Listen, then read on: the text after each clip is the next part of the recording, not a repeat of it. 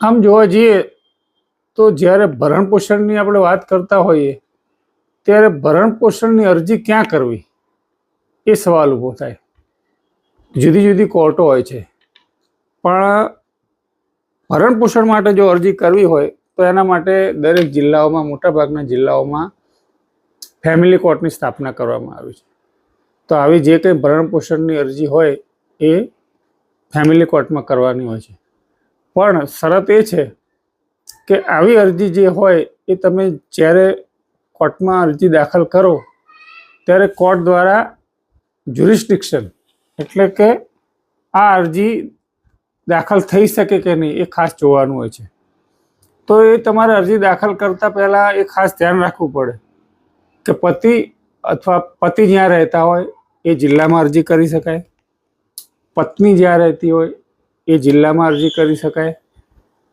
બીજું કે જ્યાં લગ્ન થયા હોય, દાખલા તરીકે અમદાવાદમાં લગ્ન થયા છે, મેરેજ રજિસ્ટ્રેશન અમદાવાદનું છે, ભલે અત્યારે હાલ બીજે રહેતા હોય તો અમદાવાદમાં પણ દાખલ કરી શકાય. એટલે પતિ પત્ની જ્યાં રહેતા હોય એ જગ્યાએ અરજી દાખલ કરી શકાય અને જે જગ્યાએ લગ્ન થયા હોય એ જગ્યાએ પણ આવી અરજી દાખલ કરી શકાય. અરજીમાં શું શું વિગતો હોય? તો અરજીમાં તમારે જ્યારે ભરણ પોષણની અરજી દાખલ કરો ત્યારે વિગતવાર તમારે બધી હકીકતો જણાવવાની હોય છે કે કઈ તારીખે લગ્ન કર્યા, પછી કોઈ પણ પ્રકારનો ત્રાસ આપવામાં આવતો હોય તો એ ત્રાસ વિશેની વિગતો જણાવવી પડે, બાળકો હોય તો બાળકોની વિગતો જણાવવી પડે, બાળકોનો અભ્યાસનો ખર્ચ થતો હોય તો એની વિગત જણાવવી પડે, સામેવાળા જે કંઈ કમાતા હોય એની વિગતો જણાવવી પડે, સામેવાળાની કેટલી આવક છે મહિને એની વિગતો જણાવવી પડે, એમના ઘરમાં બીજા કેટલા કમાય છે એની વિગતો જણાવવી પડે, તમારા સિવાય બીજા કોઈની ભરણ પોષણની જવાબદારી સામેવાળા પર છે કે નહીં એની વિગતો જણાવવી પડે.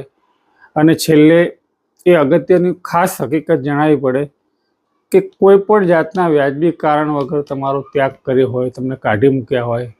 અને આ સિવાય ભરણ પોષણની અરજી દાખલ કરો ત્યારે દસ્તાવેજી પુરાવા સાથે તમારે અગાઉ કોઈ ફરિયાદ કરી હોય, એફઆઈઆર કરી હોય, કોઈ અરજીઓ આપી હોય સામેવાળા વિરુદ્ધ, તો એ તમામ પ્રકારના દસ્તાવેજો પણ અરજી સાથે જોડવાના હોય છે. અને આવા દસ્તાવેજોના કારણે તમારો જે કંઈ ભરણ પોષણનો કેસ છે એ મજબૂત બને છે.